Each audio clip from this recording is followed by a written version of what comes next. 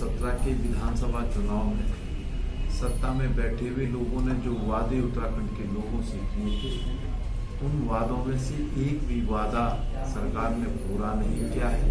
यही वजह है कि किसान सड़कों पर है, नौजवान साथी भी रोजगार को लेकर सड़कों पर संघर्ष करने का काम कर रहे हैं।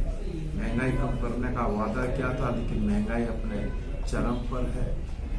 प्रदेश की अर्थव्यवस्था पूरी तरीके से ध्वस्त है। प्रदेश का विकास अवरुद्ध है। देवी आपदा प्रबंधन चमोली की जो घटना घटित हुई उसमें सामने आ गई है। हालत ये है कि सत्ता में बैठे हुए लोगों ने जिस तरीके से विधानसभा के बाहर आंदोलनकारी धरना प्रदर्शन करने का काम कर रहे थे, तो महिलाओं पर, आंदोलनकारियों पर बर्बर लाठीचार्ज करने का काम किया। सरकार ने देवस्थानम श्राइन बोर्ड जो है, ना तो तीर्थ पुरोहितों को विश्वास में लिया और ना ही जो है हकूकदारियों को, ना सामान्य लोगों को विश्वास में लिया, उसको लागू करने का काम किया है। भ्रष्टाचार अपने चरम पर है। कुंभ के परिप्रेक्ष्य में आपने देखी इस तरीके से भ्रष्टाचार की बात उजागर हुई, आपको सामने है। हालत बद से बदतर है। प्राधिकरण टूटे हुए सरकार ने सर जनाक्रोश रैली लेकर आया है कि कांग्रेस जमीन तलाश रही है और विपक्ष की भूमिका पूरी जिम्मेदारी से नहीं निभाई है।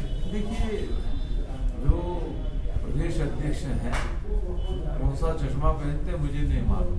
जब वो संसदीय कार्य मंत्री थे तो सदन में उनके ही बयान है कि ना तो प्रदेश में किसान जो है परेशान है, ना नौजवान रोजगार को लेकर के परेशान है।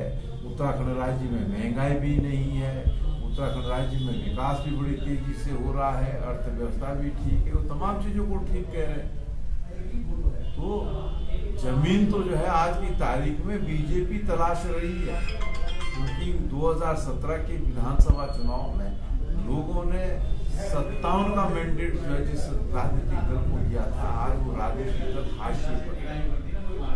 भ्रष्टाचार अपने चरम पर है। ये हालत की स्थिति है और जमीन तो अब जो है सत्ता में बैठे हुए लोग जो है तलाश में।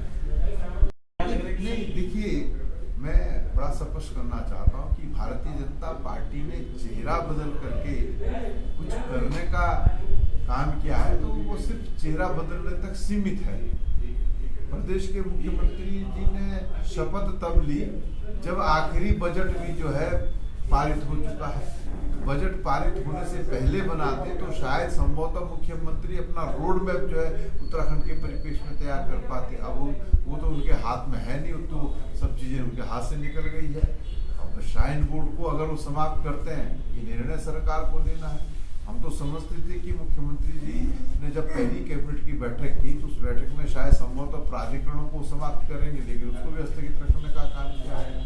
मुख्यमंत्री जी ने जो कोविड की गाइडलाइनों को जो है दरकिनार करते हुए तमाम लोगों को कहा कि वो कुंभ में हिस्सा ले सकते हैं, तो ये तो भाई तय जो है भाजपा को करना है और सत्ता में बैठे लोगों को करना है कि जो कोविड-19 की गाइडलाइन भारत सरकार ने लागू की थी उसके अनुरूप चलेंगे, या राज्य में जो पूर्व में कोविड गाइडलाइन थी उसके आधार पर चलेंगे, या उसके इतर चलेंगे। जैसे भी चलना चाहे चले, लेकिन जो कुंभ 4 महीने चलता था उस कुंभ को इस सरकार ने 1 महीने तक सीमित कर दिया और कुंभ के दरमियान पूरे हरिद्वार जनपद को उसमें सम्मिलित किया जाता था। तमाम विकास के कार्य होते थे, लेकिन वो तमाम विकास के कार्य नदारत हैं। हमने तो देवप्रयाग को भी जो है कुंभ में सम्मिलित करने का काम किया, लेकिन सरकार ने तो देवप्रयाग को भी हटाने का काम किया है। तो ये सरकार की कथनी और करनी में अंतर है। लोग देख रहे हैं और मैं समझता हूँ कि लोग भाजपा के चाल चेहरे को भली भांति पहचान चुके हैं। वो 2022 का